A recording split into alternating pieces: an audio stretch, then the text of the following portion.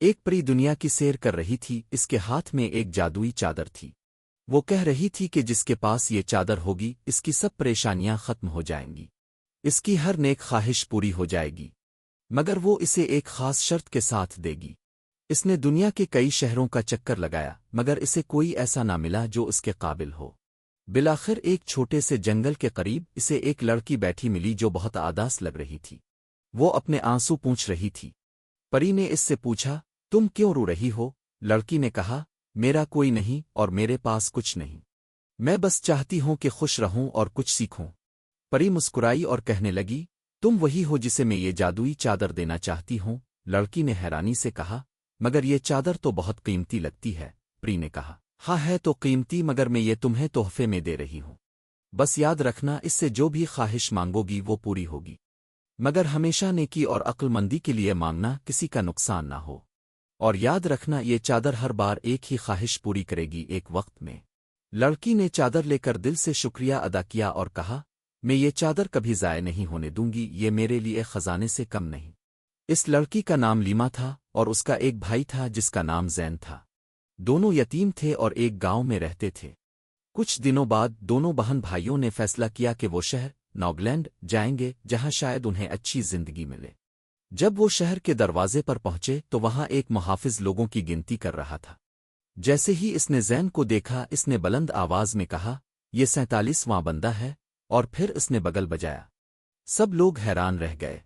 محافظ نے بتایا کہ ناگلینڈ کے قانون کے مطابق جو بھی 47واں شخص شہر میں داخل ہو وہ بادشاہ بن جاتا ہے۔ زین کو محل لے جایا گیا اور اسے بادشاہ بنایا گیا۔ لیما بھی ساتھ گئی۔ 3 مشیر آئے اور اسے قوانین سمجھانے لگے، جنرل جمال، خزانے دار اکرم اور قانون کے رکھوالے طارق۔ زین نے کہا، میں بادشاہی نہیں کرنا چاہتا، میری بہن لیما مجھ سے زیادہ سمجھدار ہے، وہ بادشاہت سنبھالے گی۔ مگر مشیروں نے کہا، قانون صرف مرد بادشاہ کی اجازت دیتا ہے۔ زین نے عادات سے مسکرا کر کہا، ٹھیک ہے میں حکومت کروں گا، مگر لیما ہمیشہ میرے ساتھ ہوگی۔ وہ دونوں بچپن سے محنتی اور سادہ مزاج تھے اور انہوں نے فیصلہ کیا کہ وہ عوام کی خدمت کریں گے۔ ایک دن ان کی پھوپھی رباب، جو انہیں بچپن میں سختی سے پالتی تھی، محل میں آئی۔ لیما نے اس کے ساتھ نرمی سے پیش آیا۔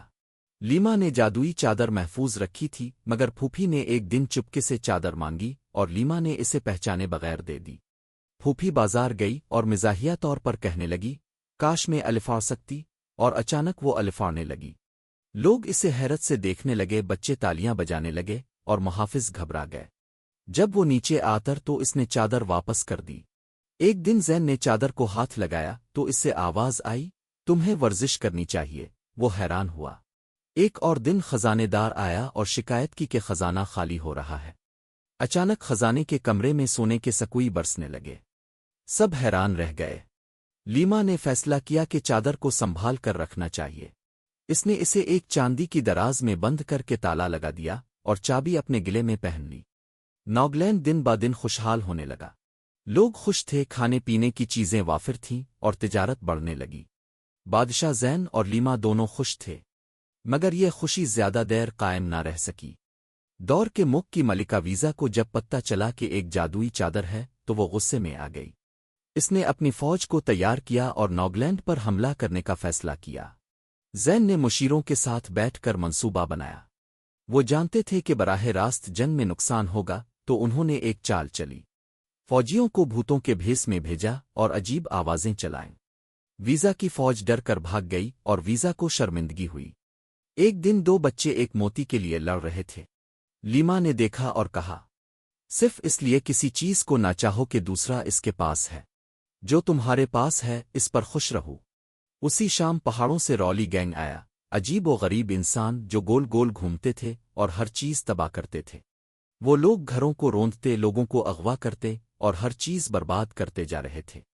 زین اور لیما نے فیصلہ کیا کہ ویزا سے مدد مانگی جائے۔ وہ پھوپھی رباب کی پیٹھ پر الفاڑ کر ویزا کے پاس گئے اور معافی مانگی۔ ویزا نے کہا، اگر تم سچے دل سے آئے ہو تو میں تمہاری مدد کروں گی۔ ویزا نے انہیں ایک جادوئی سوپ دیا اور کہا، یہ انہیں پلا دینا، وہ گہری نیند میں سو جائیں گے۔ لیما نے محل میں آ کر وہ سوپ تیار کیا اور رولی گینگ کو کھلا دیا۔ وہ سب سو گئے اور پھر انہیں دریا میں بہا دیا گیا، جہاں وہ ایک ویران جزیرے پر جا پہنچے۔ جب ویزا سے کہا گیا کہ کوئی خواہش مانگو تو اس نے کہا مجھے کسی اور کی چیز نہیں چاہیے، مجھے اپنی عقل اور سکون چاہیے۔ اوزین نے بھی چادر کی طاقت استعمال کرنے سے انکار کر دیا اور کہا اب میں عقل سے حکومت کرنا چاہتا ہوں، جادو سے نہیں۔ آخر میں جادوئی چادر اسی چاندی کی دراز میں بند رہی۔ لیما اور زین عوام کی خدمت کرتے رہے اور نوگلینڈ خوشحال اور پرسکون ملک بن گیا۔ ویڈیو پسند آئے تو لائک کریں، شیئر کریں اور کارٹون جلی کو سبسکرائب ضرور کریں۔